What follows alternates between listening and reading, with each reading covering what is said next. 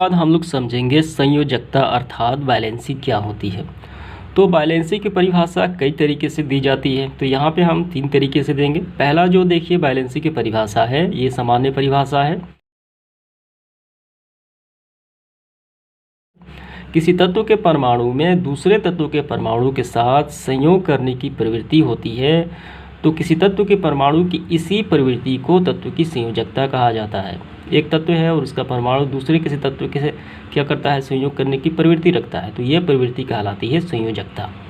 या आप इसे इस तरीके से भी परिभाषित कर सकते हैं, किसी भी परमाणु की बाहरी कक्षा में पाए जाने वाले इलेक्ट्रॉनों की संख्या ही क्या कहलाती है, संयोजकता कहलाती है। ठीक है, तो संयोजकता निकालने की जो तरीके हैं वो 2 तरीके से निकाली जाती है, एक सामान्य तरीके से और एक तत्व है जो है जो किसी यौगिक के साथ जुड़ा हुआ है, तो हाइड्रोजन या क्लोरीन के सापेक्ष उसकी संयोजकता निकाली जाती है। तो पहले हम लोग सामान्य तरीके से संयोजकता कैसे निकाली जाती है वो हम लोग समझेंगे। आइए देखते हैं।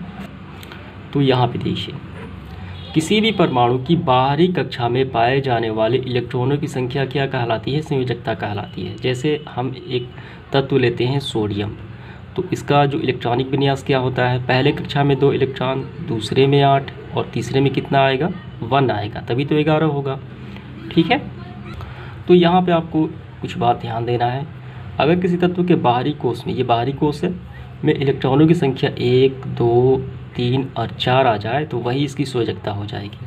अगर इससे ज़्यादा आ जाए, 5 आ जाए, 6, 7, 8 आ जाए, तो हम उसको 8 में से माइनस कर देंगे, क्योंकि अष्टक पूरा करने में उतने की कमी हो जाती है। ठीक है, क्या कर देंगे, 8 में से इसे हम 5 को माइनस कर दिए, 8 में से फिर 6 को माइनस कर दिए, यानी उसे अष्टक पूरा करने में कितनी की कमी होती है, इसको 3 की कमी होगी, इसको 2 की कमी होगी, इसलिए ये माइनस कर दिया जाता है और 4 तक डायरेक्ट इसकी संयोजकता ही हो जाती है। तो यहाँ देखिए, सोडियम का पहले कक्षा में 2, दूसरे में 8 और अंतिम कक्षा में 1 इलेक्ट्रॉन, तो सोडियम की संयोजकता कितनी हो गई, 1 हो गई, वैलेंसी 1 हो गई। इसके बाद अन्य देखते हैं, कार्बन का देखते हैं। परमाणु क्रमांक कितना होता है, 6 होता है, तो इसका इलेक्ट्रॉनिक विन्यास पहले कक्षा में 2, दूसरे में कितना आ जाएगा, दूसरे में 8 आ जाएगा, लेकिन इसके पास तो 6 ही है, तो हम 4 लिखेंगे।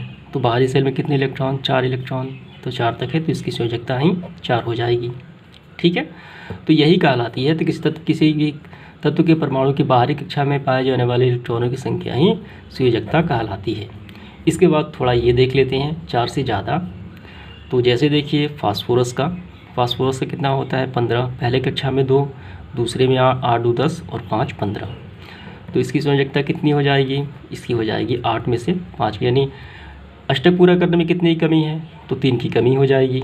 3 की कमी है तभी तो वो 5 और 3 8 होता है, यानी 8 में से 5 घटा देंगे तो 3 बचेगा, तो इसकी संयोजकता हो जाएगी 3। इसके बाद देखिए कैल्शियम का कितना होता है, 17, पहले में 2, दूसरे में 8, तीसरे में 7, तो अष्टक पूरा करने में कितनी कमी है, तो 1 की कमी है, इसकी संयोजकता हो जाएगी 1। तो ये आपको समझ में आ गया सामान्य तरीके से संयोजकता कैसे निकाली जाती है किसी तत्व की। इसके बाद देखिए संयोजकता का यह तीसरा परिभाषा, यानी इस तरीके से किसी तत्व की संयोजकता हाइड्रोजन और क्लोरीन के सापेक्ष निकाली जाती है। तो ये पहले आपको ये समझना है, ये आपको लिख लीजिए, ये आप पहले लिखिए। किसी तत्व की संयोजकता किसी तत्व की संयोजकता उसकी अन्य तत्व की संयोग करने की क्षमता है, और वह हाइड्रोजन या क्लोरीन परमाणुओं की उसी संख्या पर निर्धारित होती है कि उस यौगिक में हाइड्रोजन कितना जुड़ा हुआ है या क्लोरीन कितना जुड़ा हुआ है, तो वो उसकी संयोजकता हो जाती है उस तत्व की। ठीक है, जो उस तत्व के एक परमाणु के साथ संयोग करती है तथा उसके द्वारा यौगिक से विस्थापित कर देती है, या संयोजकता किसी यौगिक से हाइड्रोजन जितना विस्थापित होता है तो वो भी उसकी संयोजकता हो जाती है। तो आगे हम लोग देखेंगे। ठीक है, तो आइए इसको समझते हैं ये क्या चीज़ है। ठीक है, तो इसको देखिए, अभी हमने ये जो परिभाषा देखा, इसको सरल भाषा में इस तरीके से भी आप लिख सकते हैं। तत्व की संयोजकता जो है हाइड्रोजन या यहाँ पर क्लोरीन के सापेक्ष निर्धारित होती है। ठीक है, यानी दूसरा कोई परमाणु हाइड्रोजन के साथ यानी क्लोरीन के साथ, हाइड्रोजन और क्लोरीन यहाँ पर छूट गया है, क्लोरीन आप लिख लीजिए, हाइड्रोजन या क्लोरीन के साथ जितने परमाणुओं से जुड़ता है वो उस परमाणु की संयोजकता हो जाती है। जैसे ये देखिए, इस पूरे यौगिक में क्या है, हाइड्रोक्लोरिक एसिड है, ये पूरा यौगिक है। अगर हम यहाँ पे क्लोरीन की संयोजकता निकालें तो यहाँ पे क्या कहा गया है, कोई दूसरा परमाणु हाइड्रोजन के जितने परमाणुओं से जुड़ता है, तो ये यहाँ पे देखिए इस क्लोरीन में कितने हाइड्रोजन परमाणु से ये क्लोरीन जुड़ा हुआ है, इस परिभाषा के अनुसार एक जुड़ा हुआ है, तो क्लोरीन की संयोजकता हो जाएगी 1। तो अभी हमने उस तरीके से भी निकाला है, यहाँ पे इस तरीके से भी निकाला है, तो इसकी संयोजकता कितनी आती है, 1 ही आती है। ठीक है, जल्द देखिए हम ऑक्सीजन की संयोजकता निकालें, इस पूरे यौगिक में जो है ये जो ऑक्सीजन तत्व है कितने हाइड्रोजन परमाणु से जुड़ा है, 2 से जुड़ा है। ठीक है, जो जितने परमाणु से जुड़ा होता है कोई तत्व उसकी संयोजकता हो जाती है, तो ऑक्सीजन की संयोजकता कितनी हो गई, 2 हो गई। ठीक है, ये आपको समझ में आ गया। अगर हम सामान्य तरीके से भी ऑक्सीजन का निकालें संयोजकता, तो इस तरीके से भी निकाल सकते हैं। तो पहले हमने निकाला, कैसे निकाला था, पहले कक्षा में 2 निकाला, पहले कक्षा में 2 इलेक्ट्रॉन होते हैं, दूसरे में कितने आ जाएंगे, इसके 6 आ जाएंगे। तो ऑक्सीजन का परमाणु क्रमांक 8 होता है, तो 4 से ज़्यादा है तो 8 माइनस, यानी अष्टक पूरा करने कितनी कमी है, 2 की कमी है, यानी इसका संयोजकता 2 हो जाएगी। और किसी यौगिक में हाइड्रोजन और क्लोरीन से जुड़ने पर इसकी संयोजकता इस तरीके से निकाली जाती है, हाइड्रोजन या क्लोरीन के सापेक्ष। और यहाँ पे क्लोरीन भी होगा, तो क्लोरीन की जैसे हमने हाइड्रोजन का निकाला काउंट किया, वैसे भी क्लोरीन का यहाँ पे काउंट कर देंगे। ठीक है, कोई फ़र्क नहीं पड़ेगा। देखिए यहाँ पे एग्जांपल भी दिया गया है और ये आपको ध्यान देना है, ये सारी बातें हैं। हाइड्रोजन की किसी तत्व की संयोजकता हाइड्रोजन के सापेक्ष निकाली जाती है। तो यहाँ पहले देखिए इसका उदाहरण, पहला उदाहरण क्या है, हाइड्रोजन और क्लोरीन जुड़ने से, अभी हमने देखा HCl जुड़ने से क्या बनाता है, हाइड्रोजन क्लोराइड यानी HCl अम्ल बनाता है। तो यहाँ पे हाइड्रोजन और क्लोरीन की संयोजकता समान होगी, एक ही होगी। इस क्लोरीन के साथ कितना हाइड्रोजन जुड़ा है, 1। ठीक है, तो क्लोरीन की संयोजकता 1 हो जाएगी। अगर हम हाइड्रोजन की संयोजकता निकालें तो इसकी कितनी हो जाएगी, तो हाइड्रोजन के साथ कितना क्लोरीन जुड़ा है, तो 1 ही जुड़ा है, तो 1 हो गया, यानी दोनों की संयोजकता 1 ही हो जाएगी, क्योंकि दोनों के सापेक्ष निकाली ही जाती है। इसके बाद देखिए दूसरा देखिए, कैल्शियम का एक परमाणु हमेशा हाइड्रोजन के 2 परमाणुओं के साथ संयोग करके कैल्शियम हाइड्रॉक्साइड बनाता है।